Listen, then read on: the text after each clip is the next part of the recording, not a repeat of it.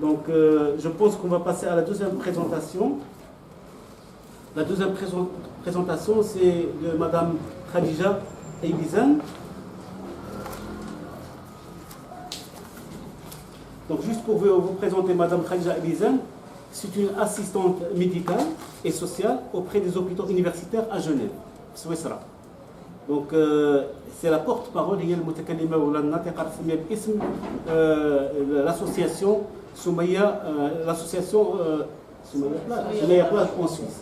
Donc, sa présentation serait sur la sclérose en plaques, la sclérose en plaques, et la prise en charge, et la prise en charge à Genève. D'accord. يعني مرض سكليروز اون بلاك ما عرفتش الترجمه ديالو بالعربيه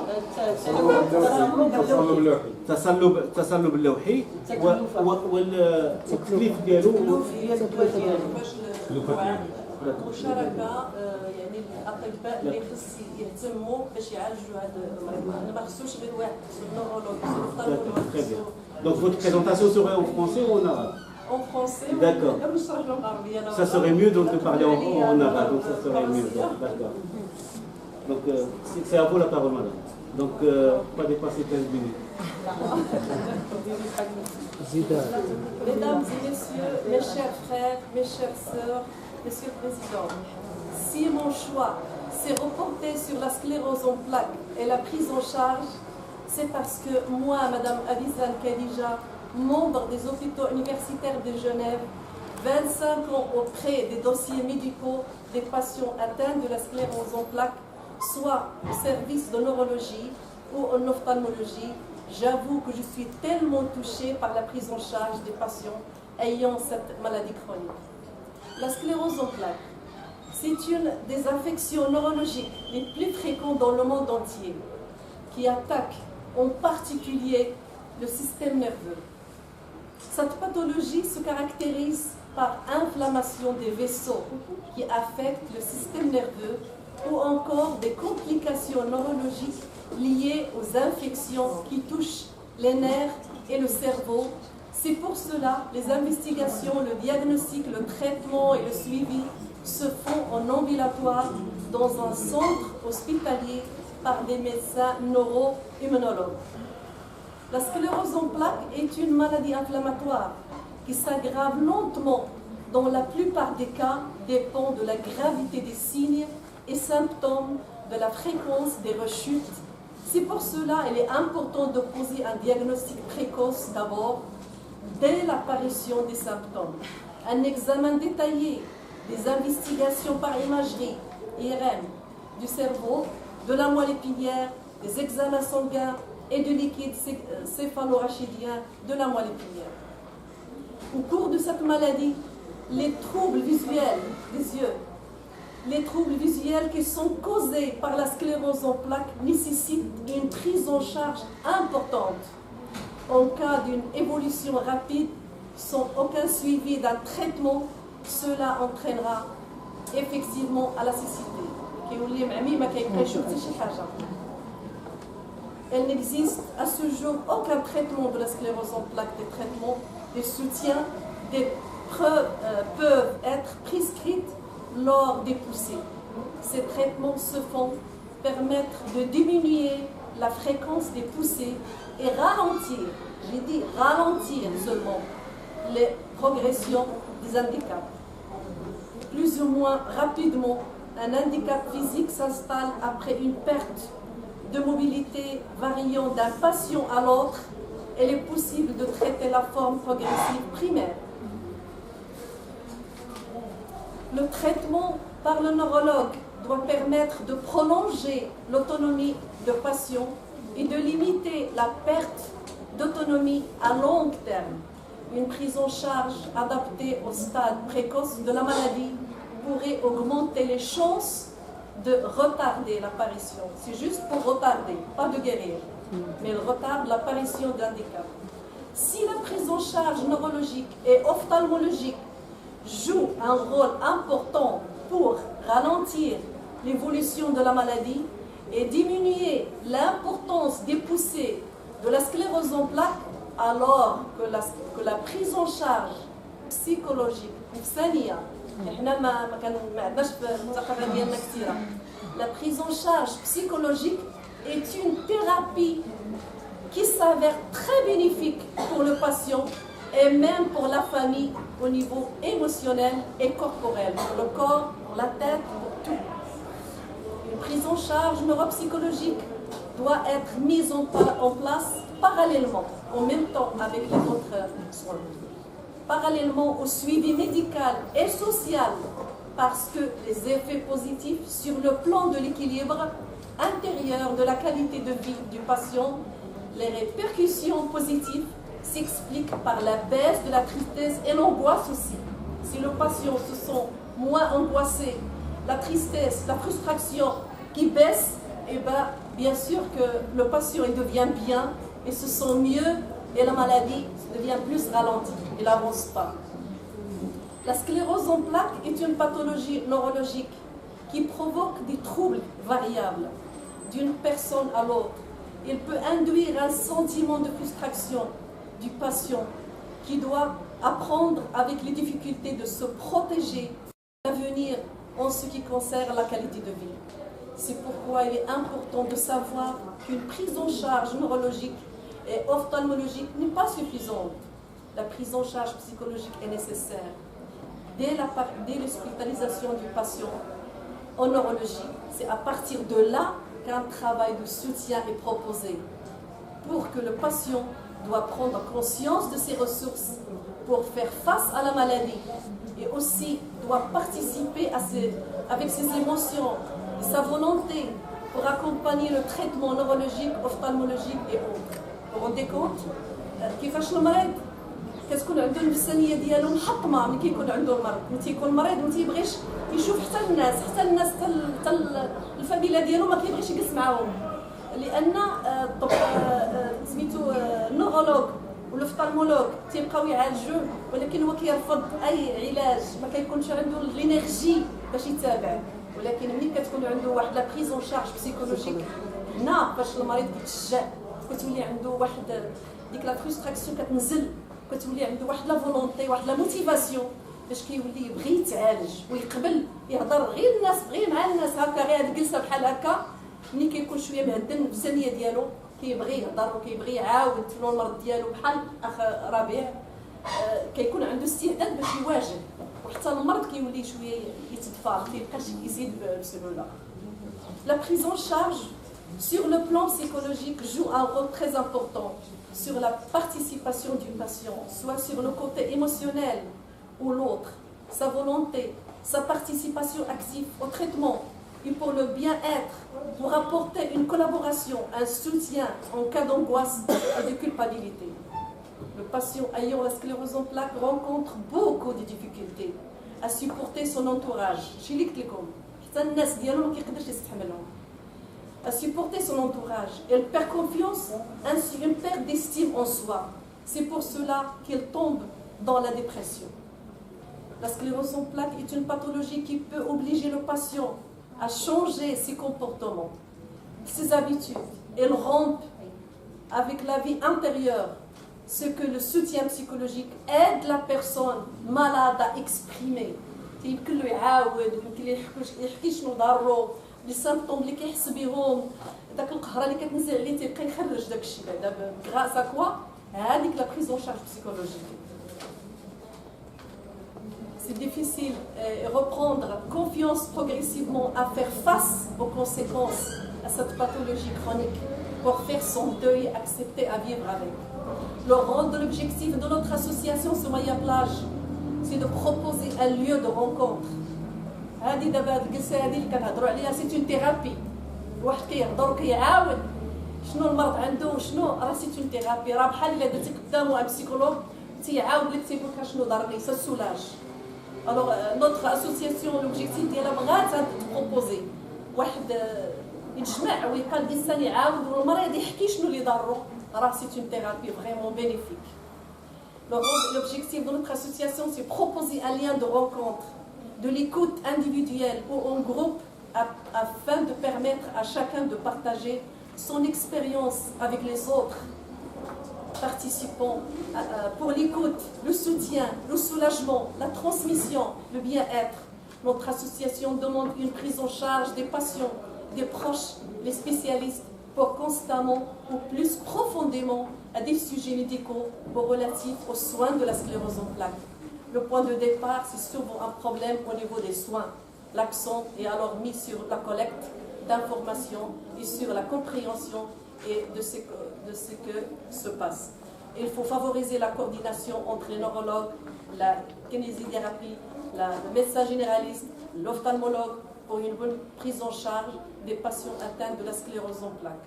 هذا هو المقصود يعني غير التعاون ولا كولابوراسيون والحوار كيكون المسانده هذه المسانده ديال ماشي غير المريض حتى العائله ديالو كتصدق مسانده لان راه اللي كتعاني العائله اكثر من اللي كيعاني المريض وحنا ما شاء الله لازم متفاهمين ومؤمنين هذه وحده بعدا ملي كيكون شي حد تيعاوننا المرض ديالو بالايمان وبالتقويه وبالنصائح كنبردو كنتحاوروا بيناتنا وكنتعاملوا كنساندوا باش المريض كيكون عنده واحد السوتيان بسيشيك فيزيك ايموسيونيل كوربوريل وهذا الشيء كيعاند وما شاء الله عليكم وشكرا.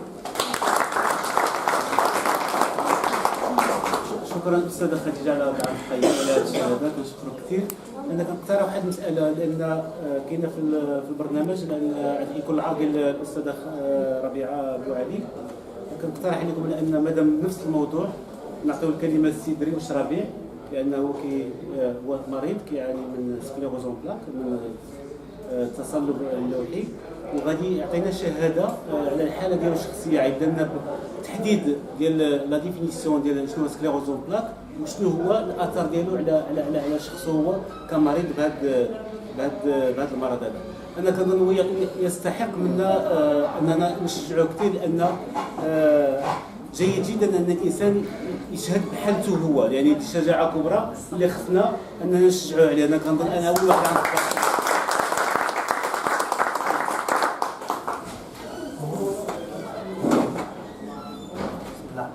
السلام عليكم.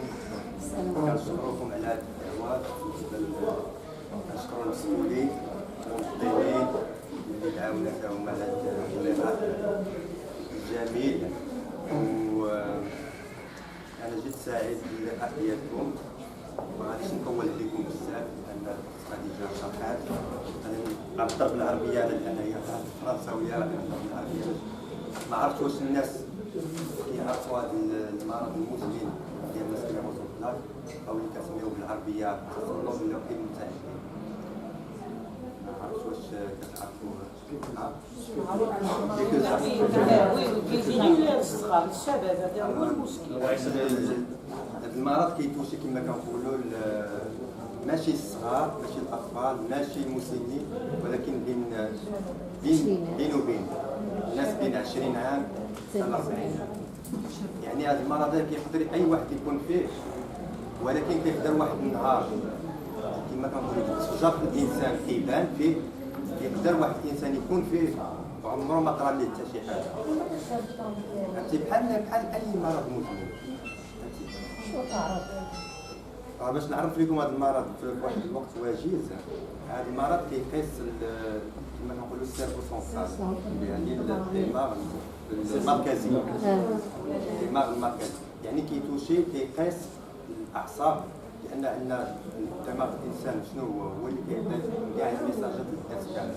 اذا بغيت غير نهز هذه المرحله اكثر الدماغ هو اللي يعطي يدي الميساج يعني ملي كيقيس هذا كيقيس الدماغ المركزي كيأثر على الاعصاب الانسان لان الاعصاب سبحان الله العظيم عندنا بحال السلوكه ديال الضوء.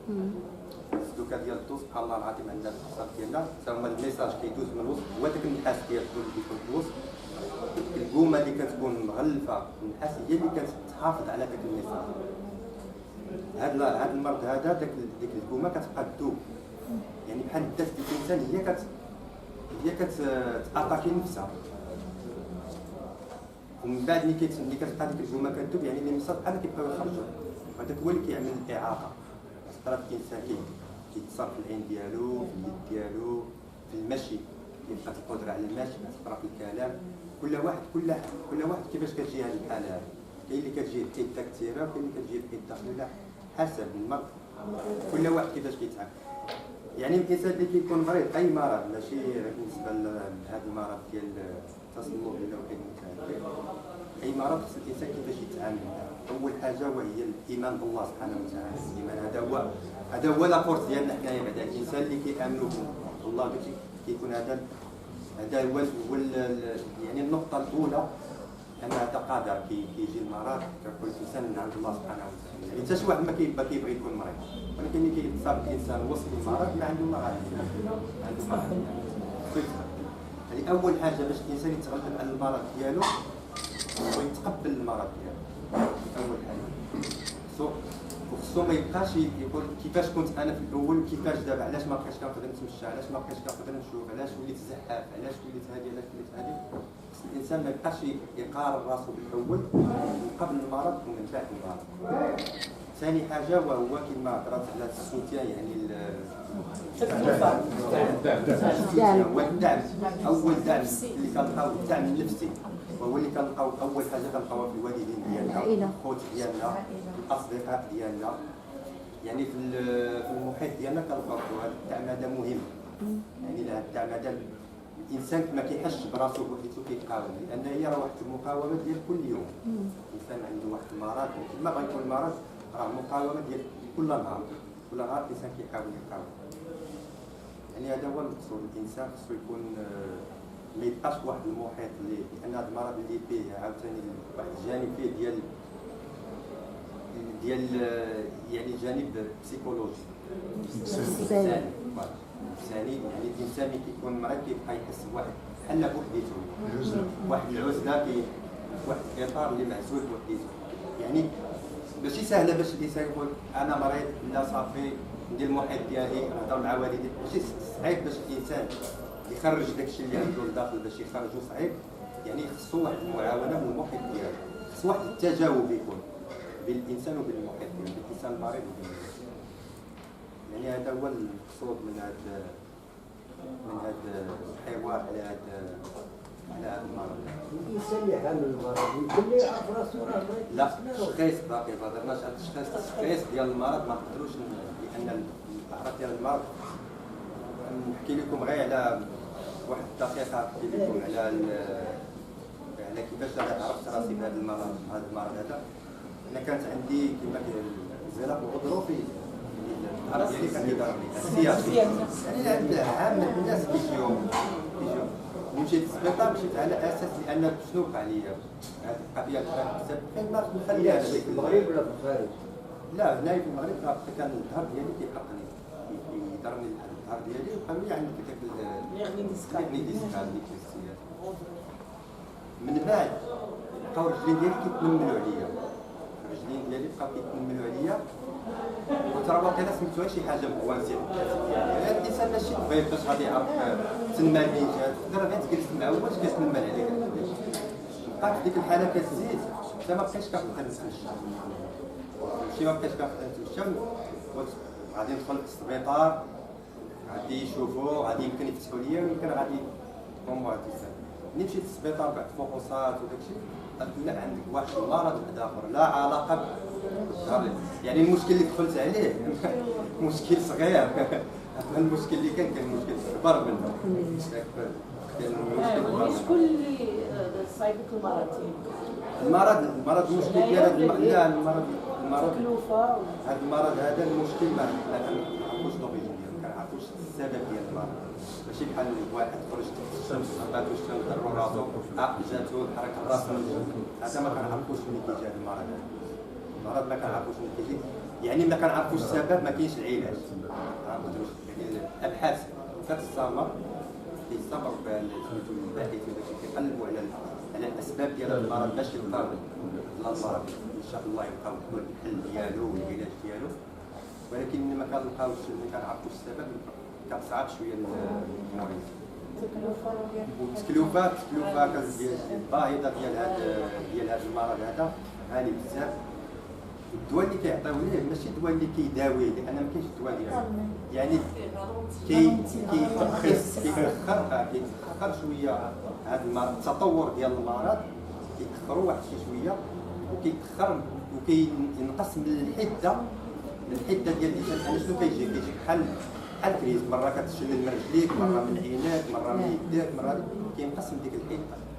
هذا هو الدواء. واخا الدواء غالي وغالي يعني واخا الانسان يكون كيعمل الدواء هذه، واخا يكون عنده كاع حتى سميتو لي مويان الامكانيات الماديه باش غادي يصيبو ولا غيتعالج ما نعرف هنا ولا على برا ولا ما غادي يعني على هذا الشيء، على هذا الجانب هذا الانسان اللي خصو يفكر فيه هو كيفاش يقاوم المرض واخا ما عنده والو، يعني واخا ما عندوش الامكانيات كيفاش غادي نتعامل انا مع المرض. اول حاجه خص الانسان كما كنقولوا خصو يبعد من الستريس، اي حاجه اللي انفعالات ولا التوتر ولا خصو يبعد من داك كما بقى الانسان يبعد من الستريس ولا من الاعصاب ولا شي واحد اللي كيعصبو ولا هذيك، يعني يحاول الانسان يتكالم اي وسيله يحاول يعني يتكالم. هذيك الارميديسكال واش حتى هي دخلوها في الدياغنوستيك ديال لا ما عندها حتى علاقه. داروا الامل على الارميديسكال؟ لا ما عملتهاش. واش خرجت هذيك ديما؟ لا مصروفه يعني كيعطيوك غير واحد الترويض. عندها كنطلبوا اي كيعطيوك واحد الترويض، يعني الحاله ديالك تزادت الحاله ديالك كيكونوا اوبليجي باش يفتحوا لك، ما يمكنلهمش يفتحوا لك لا يعني بحال لاكور ديالك لا ما تعطيهم يعني الموافقه ديالك. هي كتعمل زي التسميم ولكن التسميم ما عنده حتى شي علاقه تشخيص المرض. التشخيص ديال المرض ما يمكنناش تعمل اناليز يعني ديال التحليل ديال الدم وتفيك يعني كاين هذا اللي كنسميوه بالاسم بالعربيه اللي هي هامه اشعه الرنين المغناطيسي.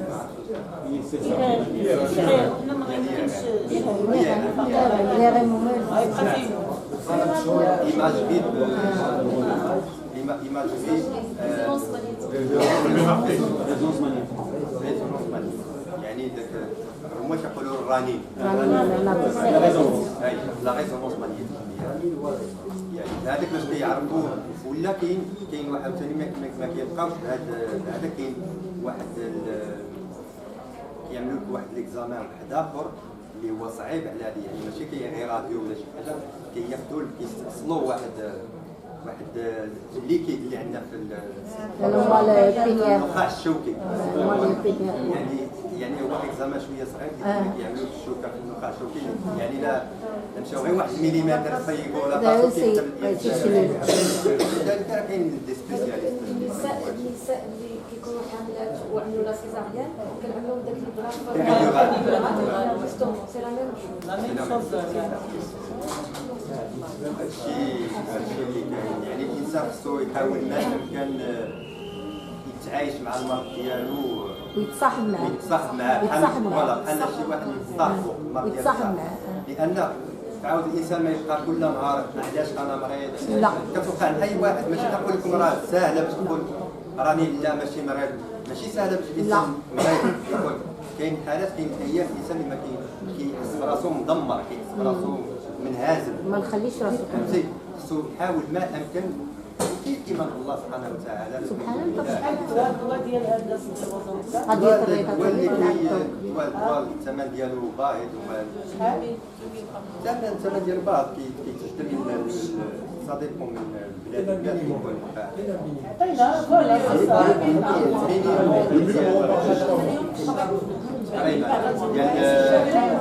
ديال 20,000 درهم تقريبا. كما قلت ماشي كيعالج، احسن دواء كما قلت هو الانسان يتعايش مع المرض ديالو ويحاول يتقبلوا نفسانيا، الانسان يحاول يعالج راسو نفسانيا، يعني النفس ديالو يكون فيها من الداخل شويه مرتاح. كاينه تغطيه على هذا الدواء هنا واش في المغرب انت؟ لا التغطيه في المغرب ما كايناش هذا هو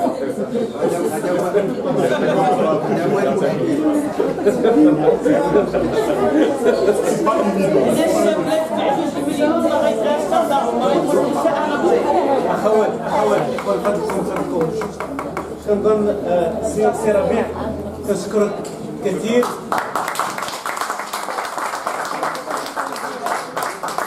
انا كنظن بان السي ربيع اللي ما عطاناش مجرد شهاده على الحاله ديالو، ولكن عطانا درس فلسفي وجودي على كيفاش نتقبلوا الحياه، كيفاش نشوفوا الحياه، شنو تعرضنا له في الحياه كتبقى عندها معنى اخر، عرفنا كيفاش اننا نتجاوزوا ذاك المعيقات اللي انا كنظن. مساله اخرى هي رساله ديال الامل.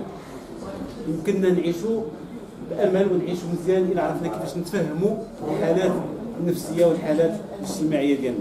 كنشكرك كثيرا ان عطينا درس على هذا المستوى، عطينا درس اخر ان ما كاينش شي تحسيس اكثر تاثير من عند الحالات اللي كتعيش نفس الحاله، لانه هما اللي كيقدروا يوصلوا بالضبط للانسان. كنشكرك كثيرا سي ربيع على هذه الشهاده، وشكرا لك كثيرا. شكرا، بالشفاء ان شاء الله. اللهم امين. كنظن العرض الاخير غادي يكون من طرف الدكتوره ربيعه بوعلي، اللي العنوان ديالو هو مرض باركنسون، وهو مرض نورو ديجينيراتيف. دونك كانوا العديد من اللي حاضرين معنا في القاعه كيعرفوا الدكتوره ربيعه بن عزوز، كتخدم في علوم الاعصاب والدماغ، وكذلك هي مهندسه في الابحاث في ليونيفرسيتي دو بوردو، يعني جامعه بوردو، واحد الوحده اللي سميتها الوحده متعدده الاختصاصات الامراض الدماغيه. بلا ما نقول لكم راهي بنت كاش رمان. قرات في الثانويه المحمديه وكملت الدراسه ديالها في كليه العلوم بتطوان، وعندها العديد من الابحاث، لان المجال يمكن ما كيتوسعش بان نذكروا الاسماء ديال الابحاث اللي دارت العديد من الابحاث اللي منشوره في مجلات عالميه على مستوى هي وحميد بن عزوز في العديد من الابحاث اللي منشوره عالميا.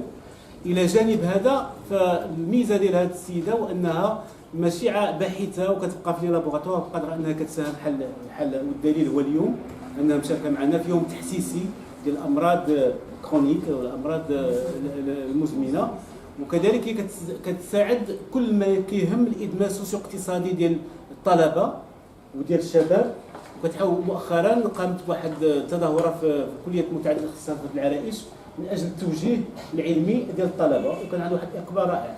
انا كنظن هذا هو الدور ديال المثقف، هذا هو الدور ديال الباحث العلمي، انه ما يبقاش يخلي الابحاث عنده، انما يشارك مع الناس، لان العلم اذا كان العلم من اجل تقدم الامم ماشي من اجل الرقي الشخصي. وشكرا ربيعه. دونك العرض ديالك. شكون اللي عنده اختصاص ديال هذا الشيء؟ ما جنب العرض نطفي ولا نشعل؟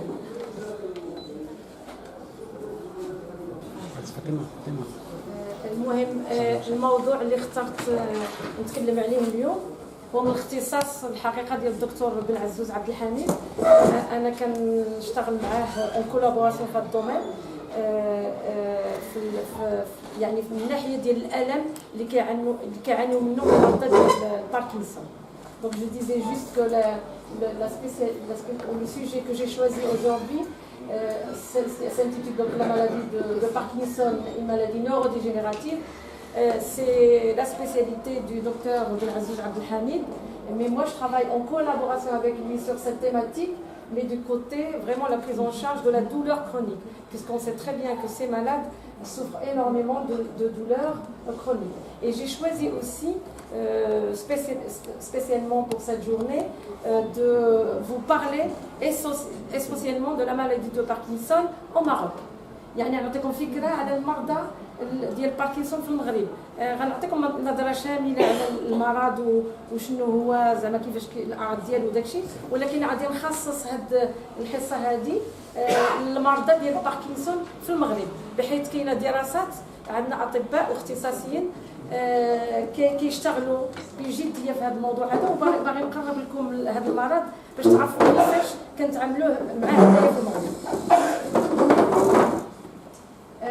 اول حاجه اللي بغيت نقولها هي ان هذا المرض هذاك واحد الطبيب هو اللي اكتشفه، هو اللي عمل يعني الوصف ديالو في 1817 جيمس باركنسون.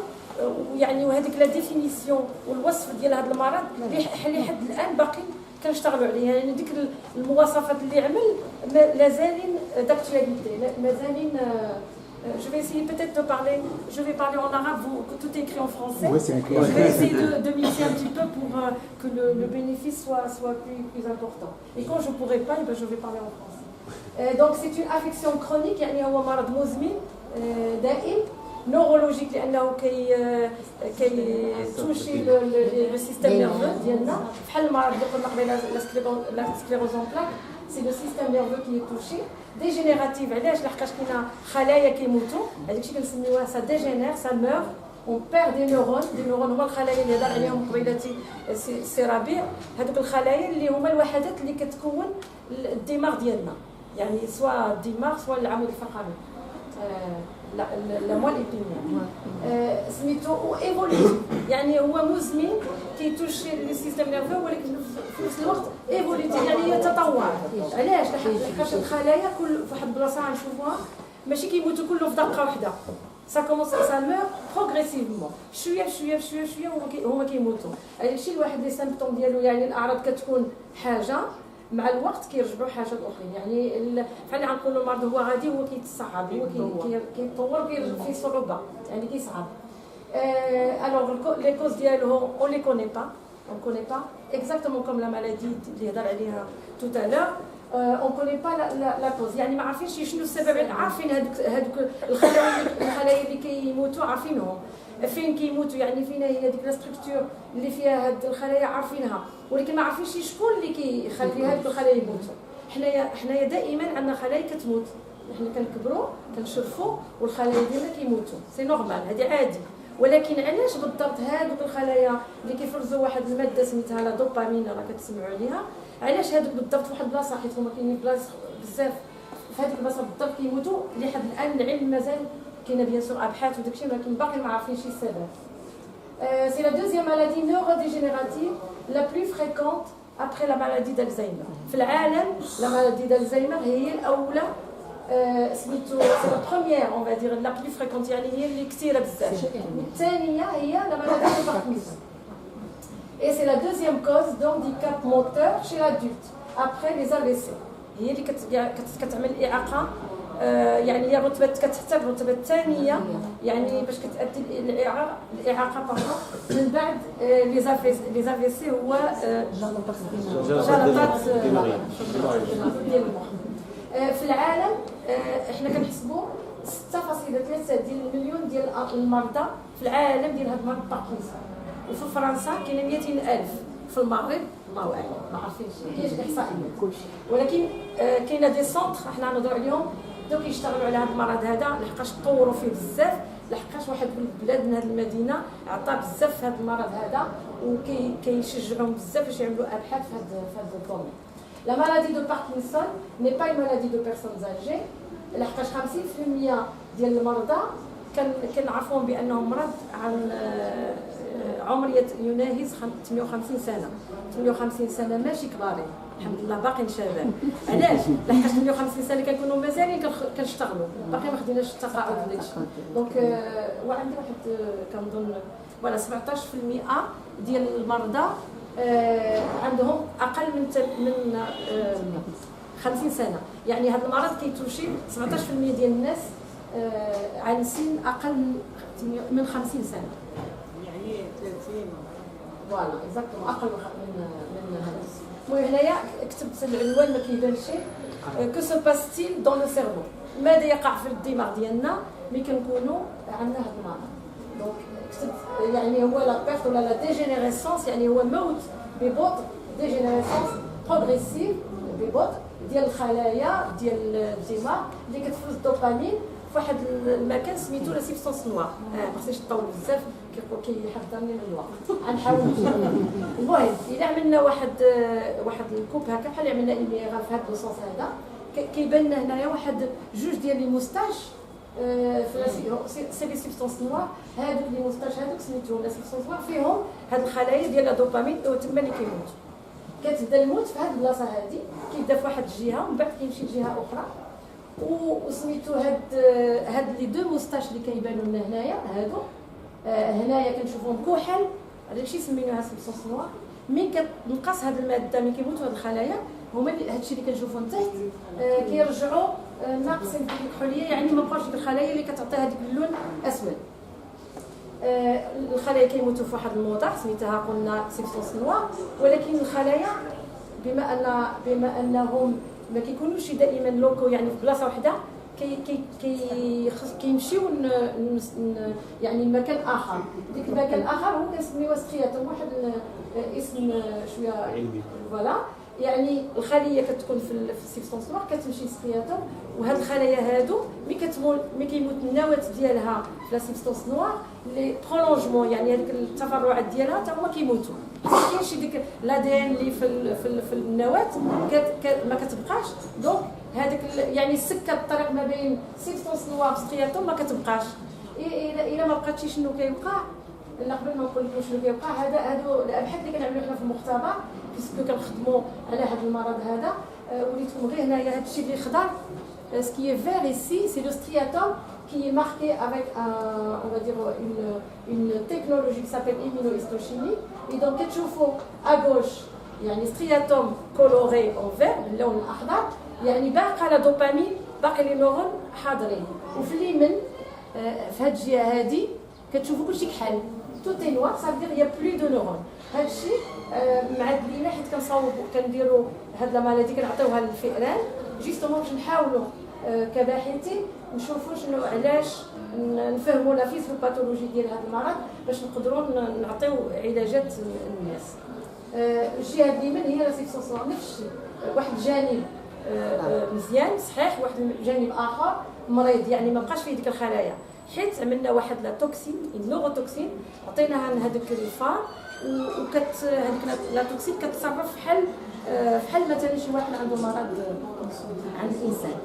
دونك اون ريزومي الموت ديال لي نورون كينقص لنا لو تو ديال لا دوبامين في هذيك لا ستركتور اللي قلنا سميتها لا كيبداو لنا الاعراض شنو هي؟ الاعراض هما لي سيمبتوم موتور، غنشوفوهم شنو هما.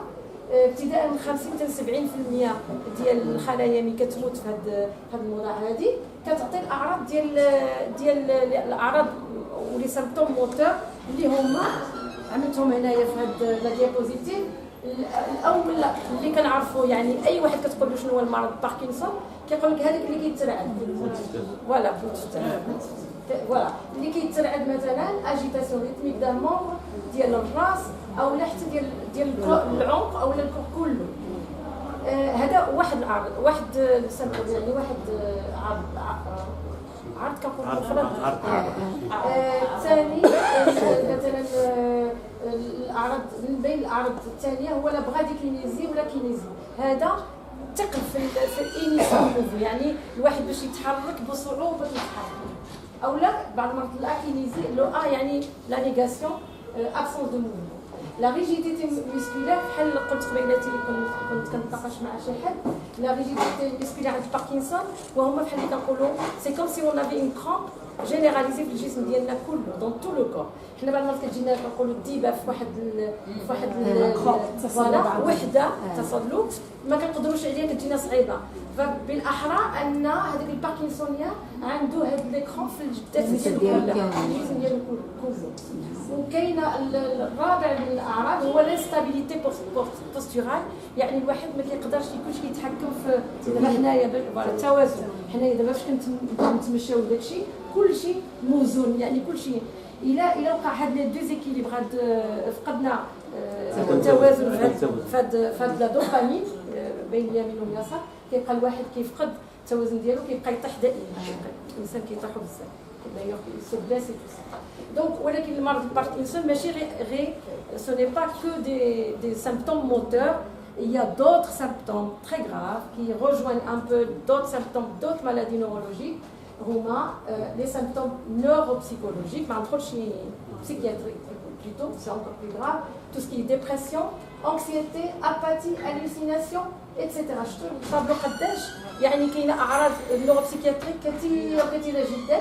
كاينه دوطخ تروبل ديال لو سيستيم نوتر سيستيم اوتونوم بحال لي تروبل غاسترو انتستينو كيكون كونستيبي. علاش؟ لحقاش ديك العضلات ما كتبقاش تخدم كونستيباسيون. مي ما كنهضروش على كونستيباسيون ديال ان جور ولا دو جور، c'est des constipations vraiment pratiquement totales, les troubles de la déglutition. يعني الواحد ما كيقدرش يبلع، داكشي دائما كيبقى يزهق له. يعني كاين بزاف الناس المرضى في هذا الشيء هذا عندهم صعوبه وكنخافوا دائما يحل لهم ولا شي حاجه، لحقاش ما كيتحكموش في داك لو موسكل ديال اللي كنبلعوا به.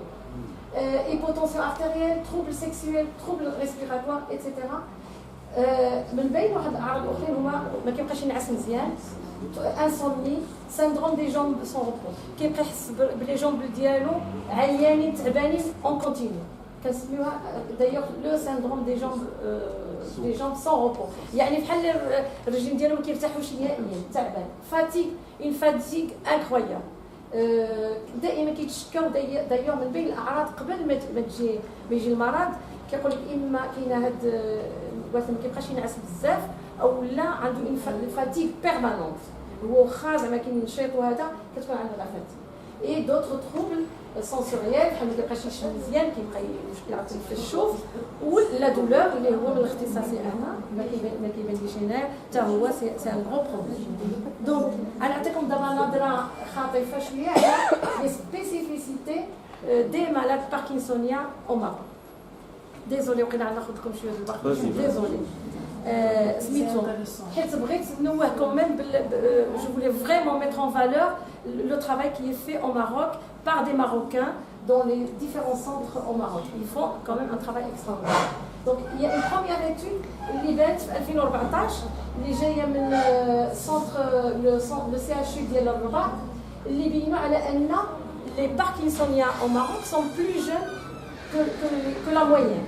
C'est-à-dire que في المغرب ملي كيظهر هذا المرض كيظهر عند سن قبيله قلنا 58 سنه، هنايا عندنا المرضى ديالنا عندهم اقل من 45 سنه، وهذا عنده واحد بدينا نعرفوا علاش. Le développement de la maladie présente beaucoup plus de fluctuations motrices que les plus âgés.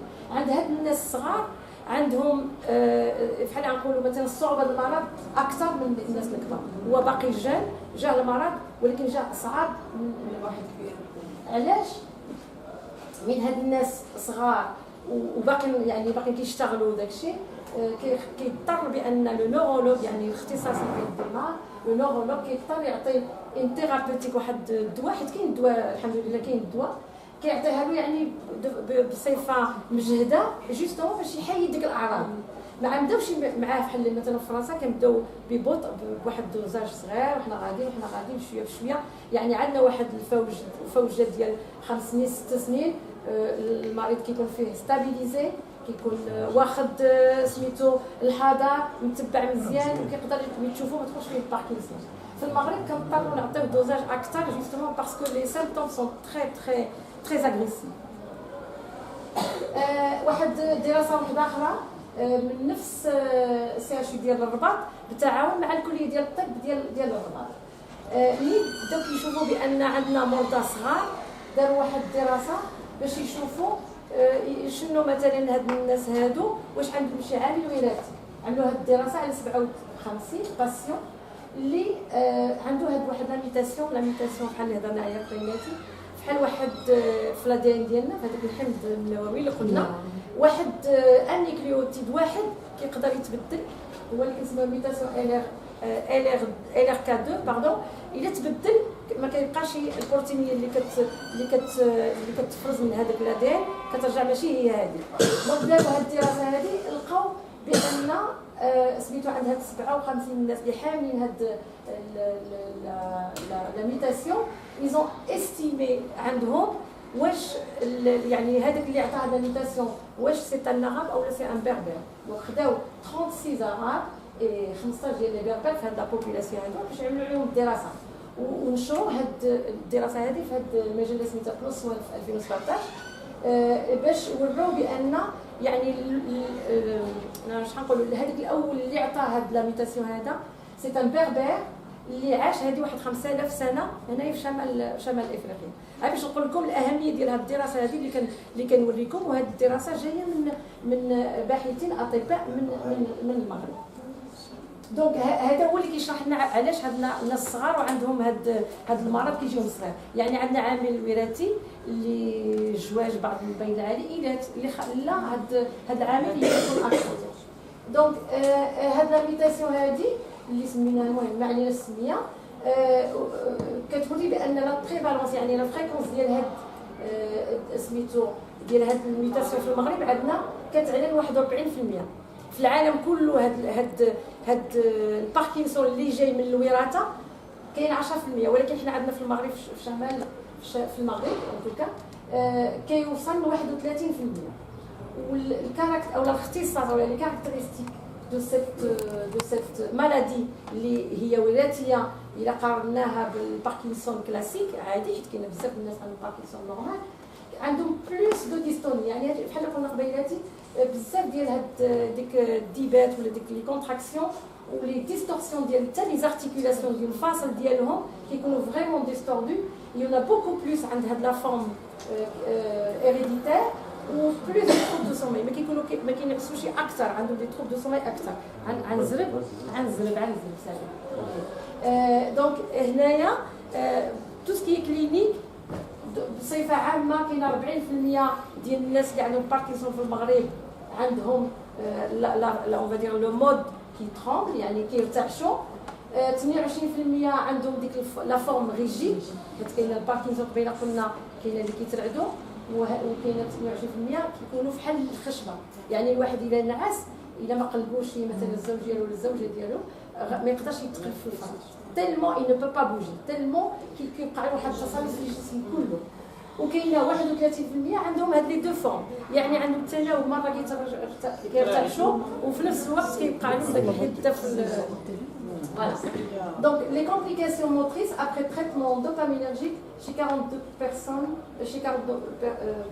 des patients. هذه en fait c'est des données on va dire générales، يعني ملي كياخذوا الدواء وداك الشيء في العوامل الاولى نقولوا كيحسوا براسهم مزيان، ولكن ما بين 5 6 سنوات كيوقعوا دي كومبليكاسيون. عليك شي خصنا نلقاو حلول اخرى. مع الدواء ما يبقاش نافع، في الاول كيكون نافع، من بعد كيبقى يعمل يعني الانسان كيبقى يعمل دي موفمون انورمال، كيبقى يتحرك بلا لا اراديا كيبقى يتحرك دون تو لي سونس. وهذا الشيء كله حيت كندخلوا الدواء هو لا ليفودوبا ولا مادوبا بور سو كي كونيس لو ميديكامون في المغرب سميتو المادوبا. هذا الميديكامون كندخلوه يعني عن سن صغير من الانسان، يعني ما كنقدروش نمشيو معاه طويل بخلاف الناس اللي في اوروبا اللي كيكونوا كبار وعاد كنعطيوهم الدواء، يعني عندهم الوقت فاش يعيشوا مع المرض. فوالا اون اوتر ايتود دراسه اخرى ما بين بوردو مع الدكتور بن عزوز عبد الحميد والرباط اللي حاولوا يشخصوا فيها هذوك الاعراض اللي هضرنا عليهم، اللي ماشي اعراض موتريس مي اعراض اللي كنسميوها نون موتريس، يعني دوطخ اعراض اخرى اللي حتى هي عندها واحد التاثير على نفسيه الانسان وعلى لا كاليتي ديال العيش ديالو. هاد الدراسه دارت على 117 ديال الناس، 117 ديال لي باسيون كلهم عندهم واحد يعني او مينيموم ان سيمبتوم نون موتور، عندهم لي سيمبتوم اما كيرتعش اما هذا، ولكن عندهم اون بليس دو سا عندهم او موان واحد ولا جوج ولا ثلاثه ولا اربعه ولا ديبرسيون اللي هضرنا، لونكسيتي تو لي تابلو كون. Alors les troubles dysotomiques اللي هضرنا عليها قبيله، لا بريسيون ارتيريال ناقصه ولا البروبليم ديغليتيسيون لا كونستيباسيون اكسيتيرا ولي troubles دو سومي، هادو هما اللي بكثره متواجدين عندنا في المغرب، الناس اللي كتعاني من هذا الشيء هذا. لي troubles كارديوفاسكولير اي ديجستيف هما اللي كيكونوا كيتشوفوا لا كاليتي دو في دي مالاد باركنسون. دونك هذه غير باش نوريكم امراض باركنسونيه شنو كيحتاج، شنو هو الادويه اللي كيحتاج، بلا ما غادي نعطيهم لكم كل واحد الناش كيسمع. عن طريق لاكساتيف سي بور لا كونستيباسيون، لي زونتالجيك سي بور لا دوuleur، لي بنزوديازépines سي بور l'anxiété. غير باش نحسسكم جو vais parler en français, c'est pour vous sensibiliser à une ordonnance type d'un parkinsonien. Je n'ai pas tous les prix, mais normalement, Inch'Allah, je vais la compléter pour que vous ayez tous les prix de tous les médicaments. Alors, en plus de ça, elle a besoin d'une rééducation à la fois motrice, 60 à 120 dirhams par séance, voilà, vous savez combien ça coûte. Il lui faut une rééducation orthophonique aussi parce que كاينه مشكل ديال الكلام ديال الهضره. Donc pareil il lui faut aussi des séances de kiné, appareillage orthopédique, يعني une canne باش تعاونوا باش يقدر يتمشى وداك الشيء.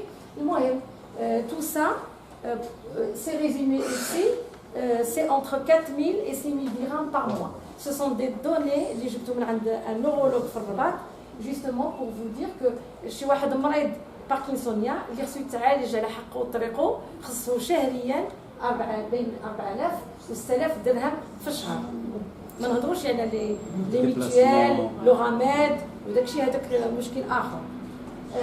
هنايا عملت وي دونك هادو لو تريتمون ميديكامونتو، يعني لو تريتمون افيك لي ميديكامون كيكون في الاول ديال المرض، يعني او ديبي دو لا مالادي اون ا دي تريتمون ميديكامونتو، ولكن كونت لا سيتوياسيون سو كومبليك مي كيبقى سميتو الدواء ما كيبقاش يعمل المفعول، كاينه لا ستيمولاسيون سيريبرال بروفوند. C'est une chirurgie qui est proposée aux patients. Et cette chirurgie, en fait, elle a été mise au point par Dr Benaziz Abdelhamid, qui a fait sa thèse chez le singe parkinsonien. Et depuis, il est pratiqué au Maroc, en Europe et dans le monde entier. Tout le monde pratique cette chirurgie. Quand il y a beaucoup de monde pour faire la stimulation cérébrale profonde, ou alors avant, il y a une autre proposition, c'est ce qu'on appelle la pompe à apomorphine. Apomorphine, c'est un analogue de la dopamine. هاد لا بومب بحال واحد سميتو اون بومب كيكون معاه المريض كتكون عنده وكتعطيه دو فاسون كونتينيو، كتبقى تصيفط له هذاك لابومورفين جوستومون بور ليدي ا رومبلاسي ديك لا دوبامين اللي ما كتكون ناقصه في الذات ديالو. باغي عملت لكم الثمن، لا بومب elle coûte 25 000 à 30 000 dirhams. Alors pour ceux qui ne connaissent pas le dirham, 25 000 dirhams, ça fait entre 2500 et 3000 euros. Il faut diviser par 10 tous ces chiffres. 2500 euros à 3000 euros. Et c'est pas fini, on achète la pompe, elle coûte 25 000 à 30 000, mais il faut la remplir tous les mois parce qu'il faut le produit. Et le produit, ça coûte entre 8 000 et 15 000 dirhams par mois. Ça veut dire entre 800 et 1500 euros par mois. Alors pour information, j'étais très surprise d'entendre ça, au Maroc, dans tout le Maroc, il y a un seul patient au Maroc qui porte cette pompe parce qu'elle coûte très cher et il n'y a qu'une seule personne qui a pu se procurer ça. Alors je pense que je vais bientôt arrêter. Saïd. Merci d'être indulgent avec moi. Donc la stimulation cérébrale profonde du noyau sous-thalamique qui est là normalement justement pour aider ces patients parkinsoniens quand parce que je l'ai mis entre parenthèses, non, pas ici, dans celle d'après, c'est-à-dire quand le patient on va dire, respecte tous les critères d'inclusion. ماشي أي واحد يقدر يديروا له هذه العملية، كاينة دي كريتير باش يقدر نقولوا واش غيعمل العملية أو لا. Elle est disponible au Maroc dans 5 centres. En 2007, le premier cas a été opéré à Casablanca en présence du docteur Abdelhamid Benaziz. En 2009, le premier cas a été opéré au CHU de Rabat. En 2011, le premier cas opéré au CHU de Fès. En 2017, c'était Marrakech. Et l'année dernière, c'était Oujda. Donc vous voyez, de toute façon, au Maghreb, on n'a pas 36 000 CHU, on a 5 CHU. Tous les CHU du Maroc pratiquent cette chirurgie. Cette chirurgie, elle n'est pratiquée qu'au CHU et elle n'est pas pratiquée dans les cliniques privées, pour information.